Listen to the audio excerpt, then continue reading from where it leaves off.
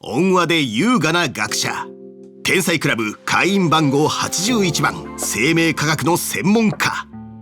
天賦と驚くべき執着でヌースの一別を受け、秘密の場所で生命の根源に対する探求を始めた。天才クラブには彼女のことを宇宙の生命のプロセスを変えられる偉人だというものも、その研究は道徳を失っているのではと疑う者もいる。彼女が執着する究極の理想とは一体。本日はルアン・メイさんの知られざる秘密を皆さんにお伝えしよう。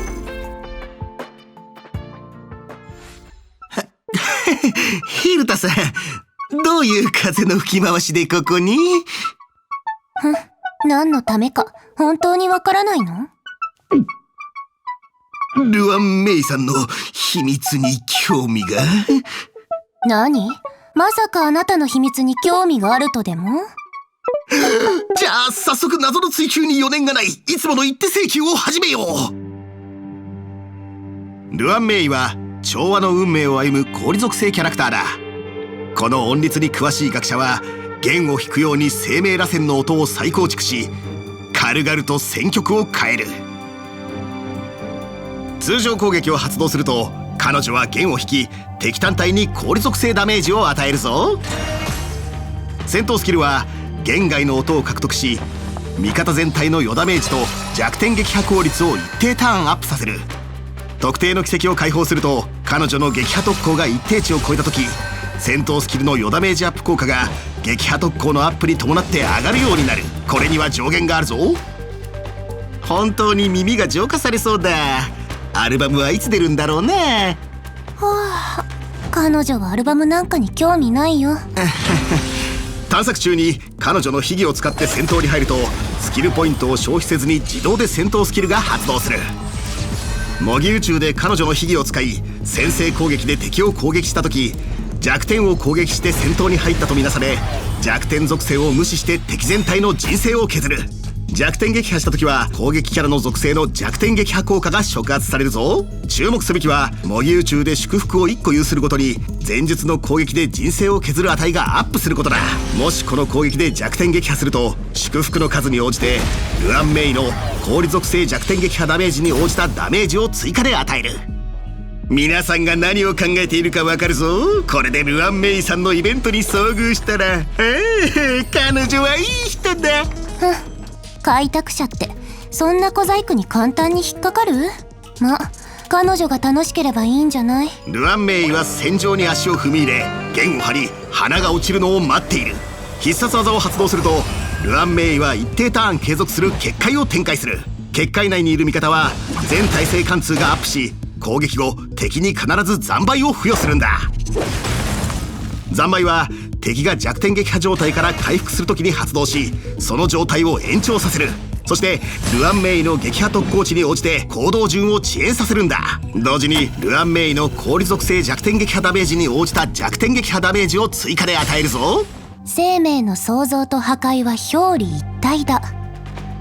生命科学を追う彼女は生命を破壊する方法も知り尽くしている。ルアン・メイの添付は味方の速度をアップさせ、味方が敵を弱点撃破した時にルアン・メイの氷属性弱点撃破ダメージに応じた割合の弱点撃破ダメージを追加で与えるぞ。おや、今日の宇宙ステーションには彼女以外にも新しいお客さんがいるようだ。実験体が自分から来たけど、ルアン・メイは研究に飽きたみたいだね。だが敵がおとなしく捕まるはずがない。矢をつがえて鶴を引き、強力な一撃を食らわそうとしている。ルアン・メイは戦闘スキルを発動し、味方全体の余ダメージと弱点撃破効率を引き上げた。味方は勢いに乗じて敵をボコボコにする。ルアン・メイの加速効果と炭鉱の戦闘スキルの減速効果によって敵の行動順が遅延した。敵に一息つく暇を与えず、味方が2回目の攻撃を始める。あんなにずっと弓を引き絞っていたら疲れるだろう。その隙につけ込んで追い打ちする。敵は弱点撃破状態にある。味方は必殺技を発動し勝利に大きく近づいた。しかし敵は弱点撃破状態のままでまだ倒れてはいない。あんなに痛めつけたのにまだ耐えてるんだ。研究しがいがありそう。ルアン・メイはまだ彼女が楽しければいいか。彼女はすかさず必殺技を発動。味方が攻撃をして敵に惨敗を付与した。敵が弱点撃破状態から回復する瞬間、惨敗効果が触発され再度弱点撃破状態に陥りダメージを受けたぞ。その状態の敵に新たに嵐のような攻撃を受ける気力はない。たとえ生命の構造が多様でもその最後は永遠に変わらない。その通り、最後は大金帰宅だ。ほら、謎の追求に余念がない番組だったろ。誰がこんなのを見るの？ルアンメイのスクープはまだ？番組内の指導に来たんじゃないのか？私にそんな暇があると思う？はあ、あなたを当てにするつもりなんで初めからなかったし、今回は別の用があるの。どんな用？模擬宇宙が更新された。テストしに行って。なんで私が？だってあなたは運がいいから。